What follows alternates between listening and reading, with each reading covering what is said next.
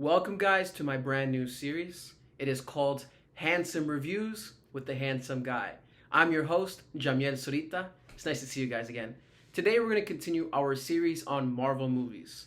The last movie we talked about was Shang-Chi and the Legend of the Ten Rings, and today, we're going to talk about Eternals.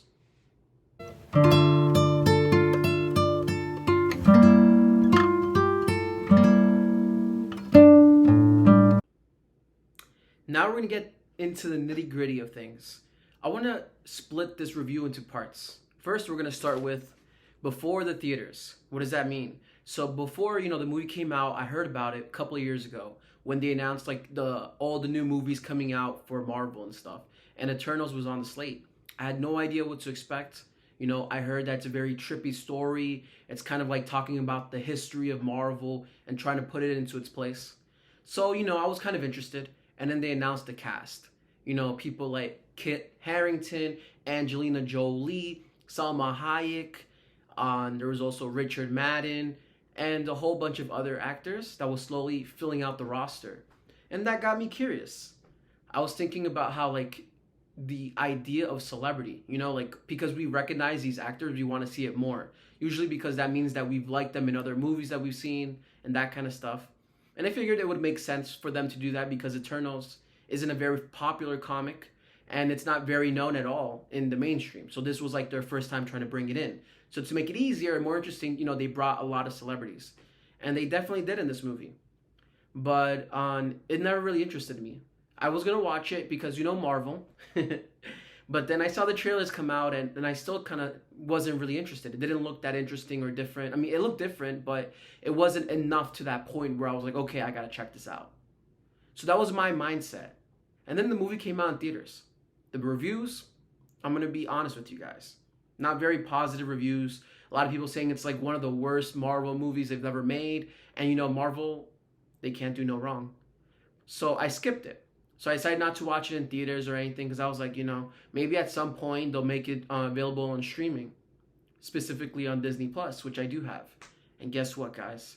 Around January 12th, they actually made it available. So this is how I'm able to make this review because I recently got to see the movie Eternals. Now that you guys are caught up on my mindset before watching the movie, I want to talk a little bit about the movie. I try not to get too much into spoilers. I think it's just more the overall idea of what they're going for is what I want to talk about, and specifically some of the characters that really stood out. So definitely this is more of a character piece. It doesn't feel necessarily like a Marvel movie in terms of like a lot of action and that kind of stuff. It's a little slower. And they have a lot of work to do because they're building up the mythology and continuing to expand what we know about Marvel. So they definitely had to do that. And so that's what they did. And definitely there were some things that stood out. For example, the relationships in the movie. There are two characters named Druig and Makari, which I heard, I saw some videos behind the scenes and they were talking about how, originally the way their relationship is implied wasn't something that was planned or even in the script, but was something that came naturally between the two actors. And I will say that those two characters, they really stood out on their own. Druig was kind of an a-hole. And Makari, she was really cool because, this is our first time getting a superhero who's, kind of has like a disability because she can't speak. So, that's something that's different. And, I also believe in that when we're making stories about superheroes, it isn't about like the spectacle in action, which I do personally love. It's more about what they represent, the ideals, and how in a lot of ways they inspire us in real life to become better. And so it was really cool to have like a speedster character who didn't talk, because Flash is really, the DC Flash, he's really known for like running his mouth. He's like a Spider-Man type and that kind of thing. But she was very different. She seemed very mischievous, but she was really original and different. And I think that she really shined alongside the character of Druig, who was this kind of guy who seemed like he was weathered and he was trying to change the world, but he couldn't really. And I think that's what happens, that's something that really stands out and that resonates is like feeling helpless and wanting to do something, but sometimes there's always bigger forces at play. One of the other aspects that really made the movie kind of original was this idea of the Celestials, which was basically like the superheroes' version of gods. Like that explanation of how all the different galaxies and universes exist. And they have a little bit of an explanation and how they work for one. And that was really interesting because of the fact that they had kind of like, they made him seem kind of like this bigger than life thing because of the way they filmed him. You know, he just looked like this huge supernatural thing. And when I say supernatural, I mean in terms of like something that seemed like it could be real. Because if you look at nature, there's a lot of weird things out there. And then that's the same feeling I got from that character. So that was really interesting and different. And also, you know, I really liked Angelina Jolie's character. I thought I wasn't going to like her, you know, because, you know, she's pretty. She's going to be that standard character. But what they did with her was really different and original. And I think that it also hints at, like, I guess, mental health a little bit and also disabilities because of the type of character that she is. And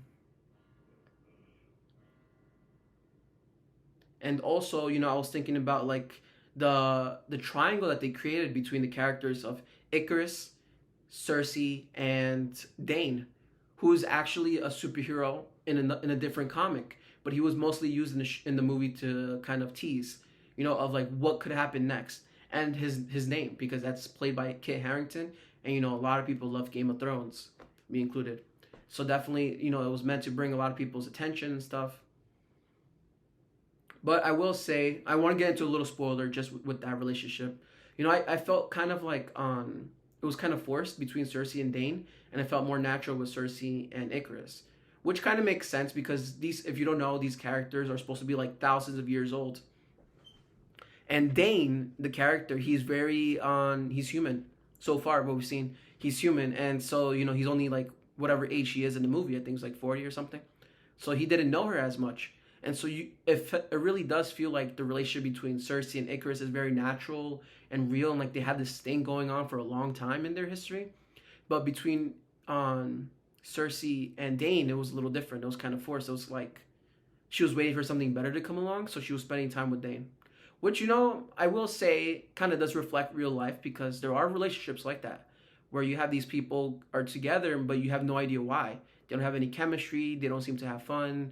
You know, it's kind of very forced. And that's, you know, that's a sad part of life when someone does get into those type of relationships. But it was different, you know, and I think that as a Marvel fan, that's what I strive to see in my movies, you know, because I like the universe aspect of Marvel, and that's why I keep up with it. But the only way for it to really feel like that is if you have different tones and genres. And this movie was a lot slower than other Marvel movies. There was some cool action scenes, but not as much. And I think that definitely will stop a lot of mainstream people from being interested in it. And I heard they didn't actually make that much money. So definitely you could watch it on Disneyplus.